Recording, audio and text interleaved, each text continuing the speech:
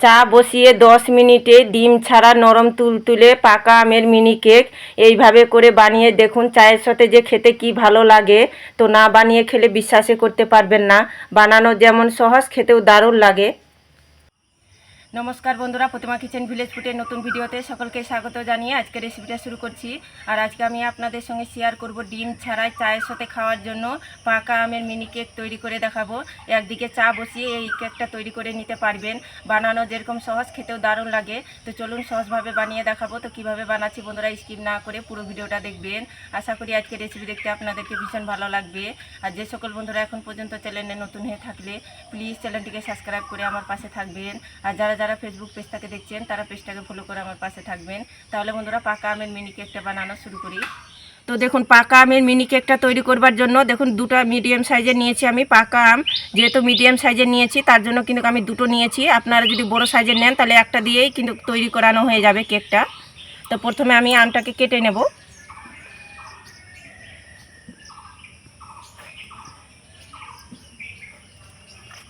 আর যখন আমটা নেবেন তখন কিন্তু কালার দেখে নেবেন। দেখুন কালারটা কত সুন্দর। এরকম যদি কালার দেখে নেন তাহলে কেকের কালারটাও খুব সুন্দর পারফেক্ট আসবে, আর খেতেও কিন্তু ভালো লাগবে। আর এখানে একটা মিষ্টি জার নিয়েছি। তো এই জারের মধ্যে আমি আমের পাল্পটা বের করে নেব। দেখুন চামচের সাহায্যে এইভাবে করে বের করে নেব। এইভাবে করে বের করলে খুব সুবিধা হবে বের করানোর।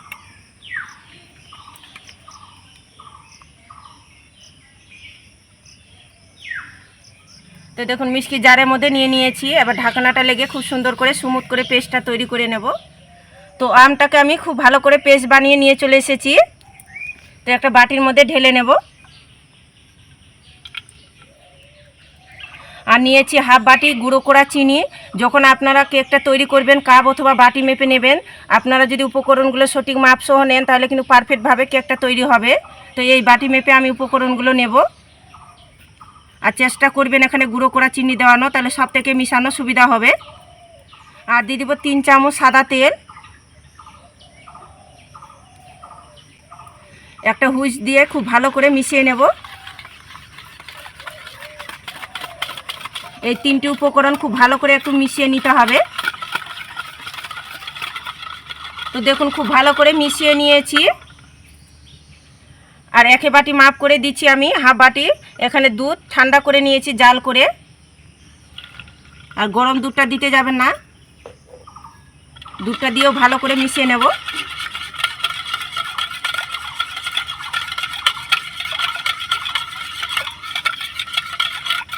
তো দেখুন দুধটা দিয়েও খুব ভালো করে মিশিয়ে নিয়েছি। এবার দিয়ে দেবো 2 বাটি ময়দা।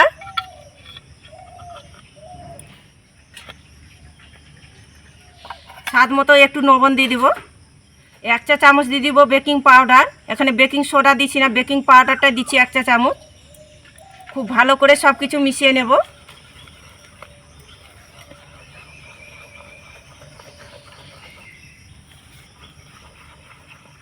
তো দেখুন বেড়াটা অনেকটা মনে হচ্ছে টাইট, তার জন্য আমি আরও দিয়ে দিব হাফ বাটি দুধ।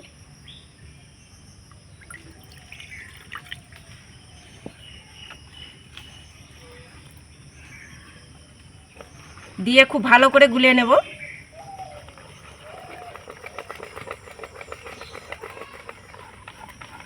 তো দেখুন দুধটা দিয়ে খুব ভালো করে গুলিয়ে নিয়েছি।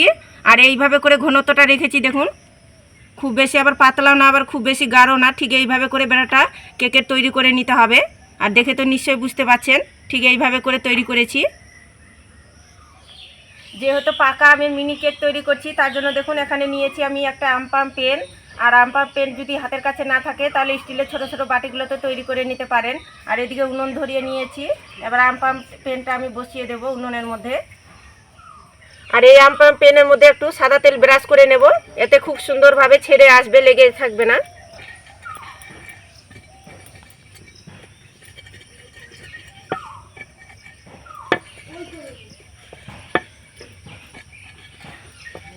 তো দেখুন খুব সুন্দর করে আমি ব্রাশ করে নিয়েছি আমপাম পেনের মধ্যে।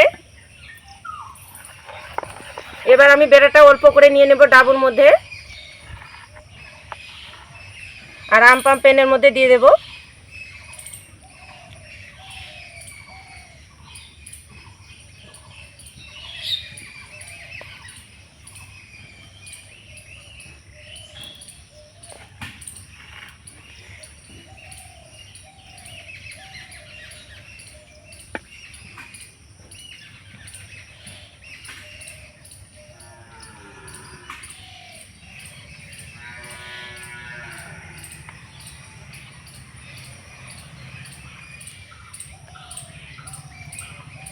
তো দেখুন বেড়াটা আম পাম প্যানের মধ্যে দিয়ে দিয়েছি। এবার ঢাকনা দিয়ে আমি লো আঁচে করে 3 মিনিট জাল করে নেব, তাহলে দেখবেন হয়ে যাবে। লো আঁচে করে 3 মিনিট জাল করে নিয়েছি। এবার ঢাকনাটা খুলে দেখে নেব হয়েছে কিনা। এই দেখুন, শুধু দেখতে কত সুন্দর লাগছে আর কি সুন্দরভাবে ফুলেছে দেখুন। একটা চামচ নিয়েছি, তো চামচের সাহায্যে এইভাবে করে তুলে নেব। আর দেখুন কত সুন্দরভাবে ছেড়েও আসছে দেখুন, আর কতটা পারফেক্টভাবে হয়েছে দেখুন। পাকা আমের মিনি কেকগুলো দেখুন কতটা পারফেক্ট আর দুর্দান্ত লাগছে দেখতে, আর কত সুন্দরভাবে ছেড়েও যাচ্ছে দেখুন ফ্রাই প্যানটা থেকে।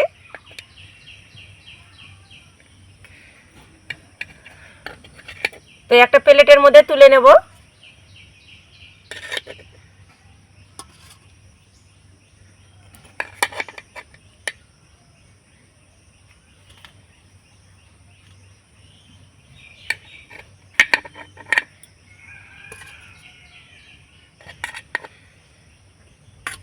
সবগুলো একইভাবে করে মিনি কেকগুলো তৈরি করে নিয়েছি। আর তৈরি করার পরে দেখুন কি দারুণ দেখতে লাগছে।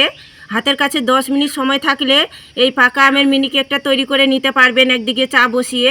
এতটা খেতে দারুণ লাগে, আপনারা না বানিয়ে খেলে বিশ্বাসই করতে পারবেন না। দেখুন কতটা নরম তুলতুলে আর একেবারে সফট হয়েছে, দুর্দান্ত লাগে খেতে। না বানিয়ে খেলে বিশ্বাসই করতে পারবেন না। আর একটা আমি ভেঙেও দেখাচ্ছি, দেখুন কতটা জালিদার সফট নরম তুলতুলে হয়েছে, মুখে না দিতে দিতেই মিশে যাবে, দারুণ লাগে খেতে। তো আপনারা না বানিয়ে খেলে বিশ্বাসই করতে পারবেন না, একবার হলে তৈরি করে দেখবেন পাকা আম দিয়ে, নাহলে পুরো আফসোস থেকে যাবে, দারুণ লাগে খেতে। আর চায়ের সঙ্গে যে কি ভালো লাগে খেতে, তো আপনারা না বানিয়ে খেলে বিশ্বাসই করতে পারবেন না। আর প্রতিটাই দেখুন কতটা নরম তুলতুলে সফট হয়েছে, দারুণ লাগে চা দিয়ে খেতে। আর দেখলেন তো পাকা আমের মিনি কেকটা বানানো কত সহজ। তো আপনারা আমার মতো করে একবার হলে ঝটপট তৈরি করে দেখবেন চায়ের সাথে খেয়ে। আর কেমন লাগলো তো অবশ্যই কমেন্ট করে বলবেন। আর আজকে আমার পাকা আমের মিনি কেকটা কেমন লেগেছে তো প্রতিদিনের মতন অবশ্যই কমেন্ট করে বলবেন। আর ভালো লাগলে একটা লাইক করে বন্ধুদের সঙ্গে ভিডিওটা শেয়ার করবেন। তো ভিডিওটা এখানেই শেষ করছি, দেখা হচ্ছে আবার নতুন কোনো রেসিপির সঙ্গে।